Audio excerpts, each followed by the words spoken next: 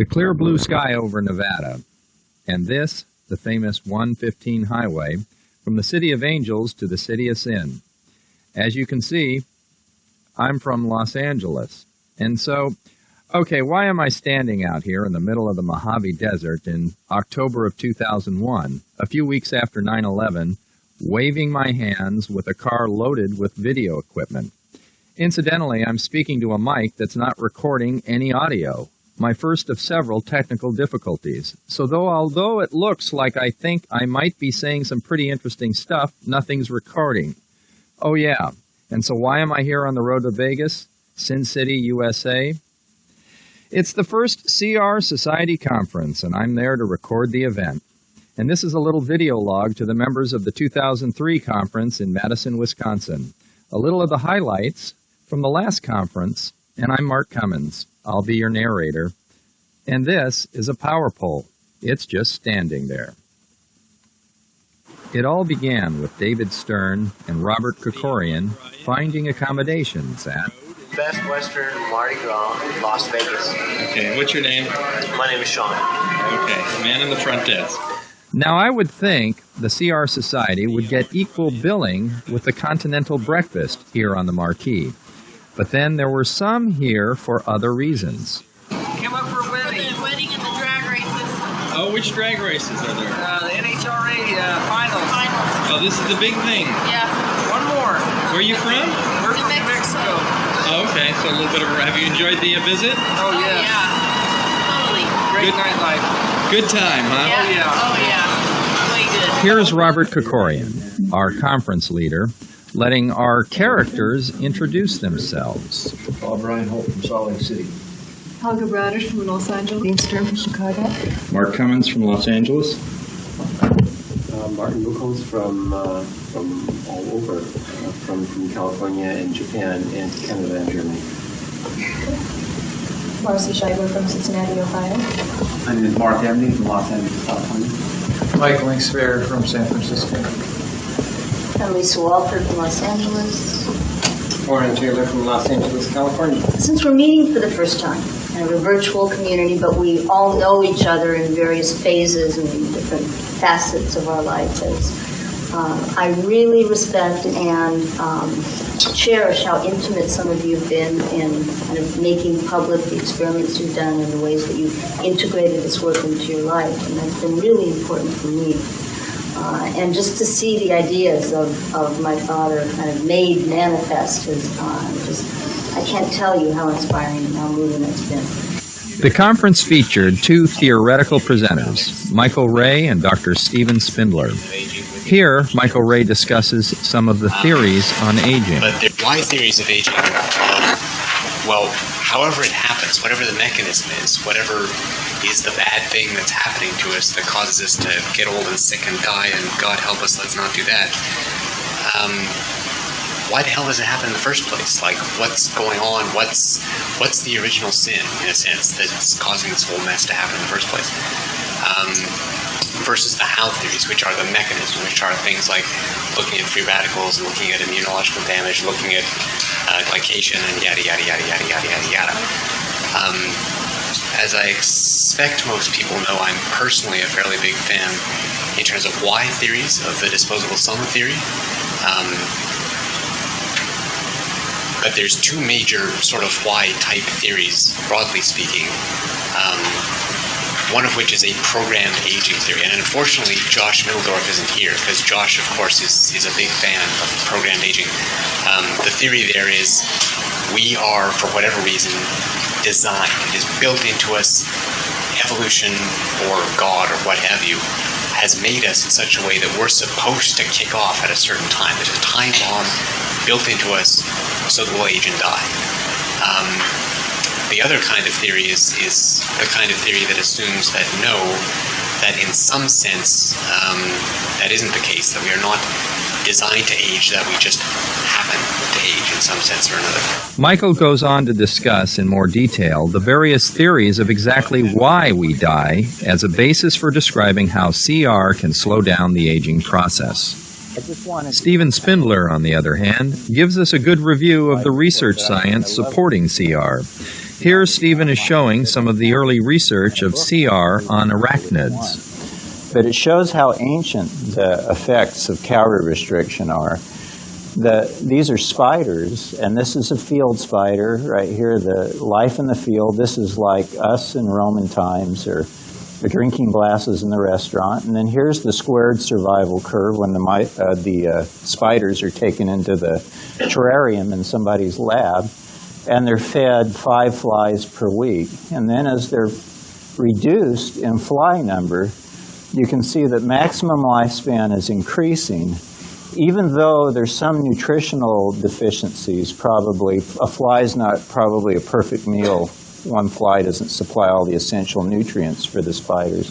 But still you're getting this shift to the right in the lifespan curve. And you know, they see it in water fleas, in worms, and Drosophila. So it's very, very ancient. It's very robust. It's there for a reason.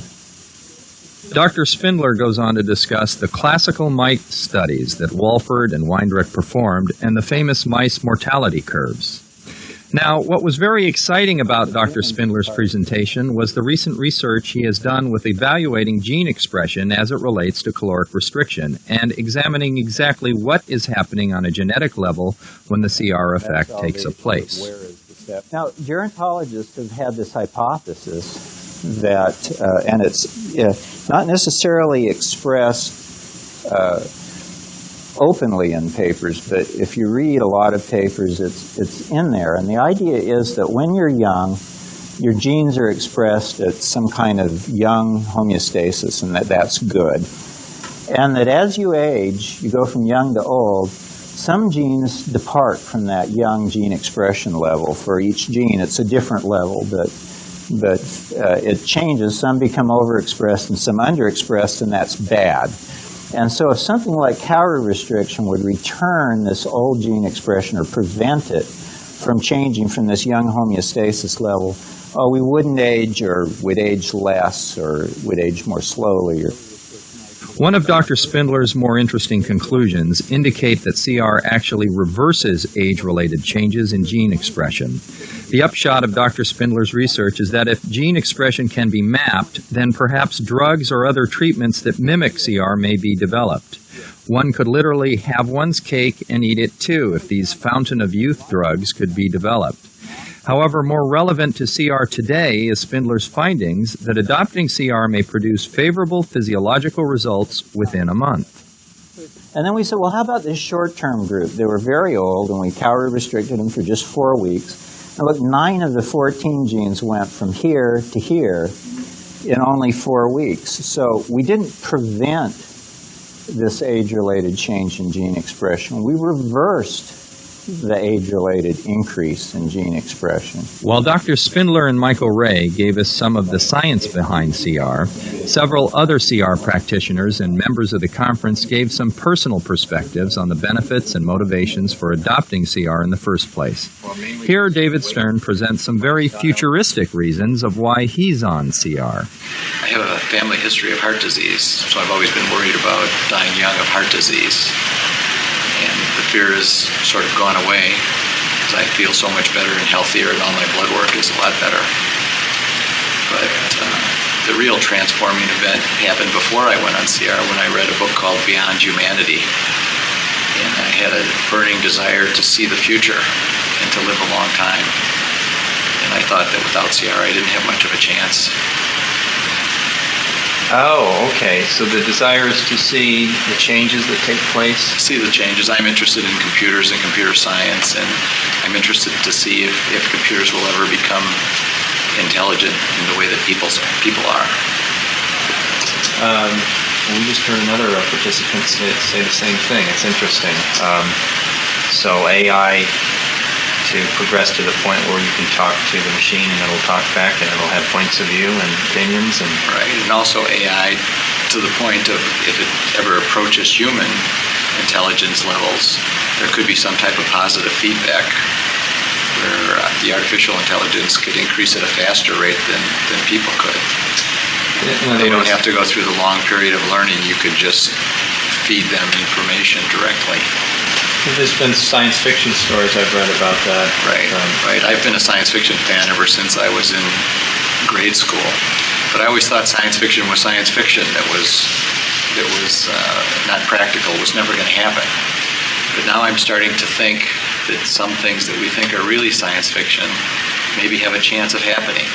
For instance, like very long lifespans. We're starting to understand what causes aging. And I think it would be a shame to die 5 years before there was a breakthrough that would maybe not cure aging, but maybe make us live 20 or 30 or 40 or 50% longer. In his very eloquent style, Robert Krikorian relates some of his personal reasons and history behind his CR lifestyle. In terms of my health, I've always been relatively healthy, but I've always been, I guess, concerned about aging and death in particular. Even as a young child, I was aware of that and concerned about it. And I think when I became middle-aged, it became more of a concern, or more. The reality of it became closer to me. the idea that we're mortal and our lives end is a little more. Yes, and I was starting to experience some changes with middle age. Mm-hmm. For example, my blood pressure, although it wasn't high, was higher than it had been when I was younger. My level of conditioning wasn't as good. I weighed more than I had previously, and so I got interested. I found Dr. Walford's book, from his '86 book, The 120-Year Diet, accidentally. I was Christmas shopping in December of '96 in a bookstore, looking for gifts for other people, and I saw this book that was, I still remember, it was lying sideways on a shelf. It said The 120-Year Diet. So I picked it up and I read a few pages, and I thought, oh, this is probably another one of those, another one of those 1 million diet books. Yeah, right. And I didn't think much of it at the time, but it was inexpensive, and I was a little bit interested, so I decided to pick it up, and I started reading it almost immediately. And within a month of that, I had begun doing caloric restriction. What was it that struck you so much? Because it's such a radical lifestyle change about the book. Was it the way it was written, or the fact it was based on science? Or? I think the science was very important to me, the empirical basis for it. Without that, I wouldn't have done it, certainly. And in terms of the personal meaning for me, it was a way for me to deal with my midlife crisis to some extent, and to perhaps control my health and my rate of aging. Mm-hmm. And I got very excited about that. I was taken with it to the point that I could commit to do it. Obviously, reading Walford has produced some dramatic changes. Michael Angelo. I have a degree in, undergrad in math and electrical engineering and master's in computer science. Okay, so you took science classes too, and the experimental methods are familiar to you. Oh, yeah. So when you read Walford, there's more of an attraction, a legitimacy to what he's doing. So that must have struck you to some degree. Oh, yeah. I'm not going to... It's very rare that I read a book and change, my entire diet lifestyle, right, because of it. So. Overnight, right. Yeah, essentially it was overnight, yeah, exactly.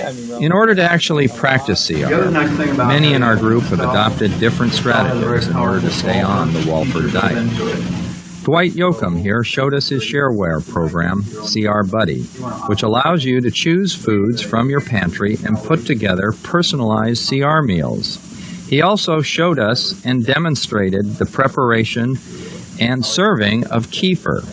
Warren Taylor demonstrated his expertise in growing sprouts and their manifold health benefits. Well, I can't think of a food source that is more pure, wholesome, concentrated, nutrient-dense, calorically low, that is tasty, enjoyable, fun to do. If you were to make a laundry list of all the advantages, you could at least list 20 or 30 almost unique to sprouting that can't be found hardly anywhere else.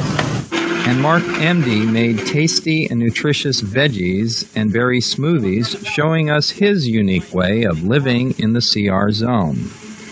Everyone at the last conference had their own story of how they were introduced to CR, their challenges, motivations, and practice on the diet. To me, these individuals are pioneers who have self-selected themselves in an experiment of grand implications, namely an attempt to slow down the aging clock and spend a little more quality time on this planet.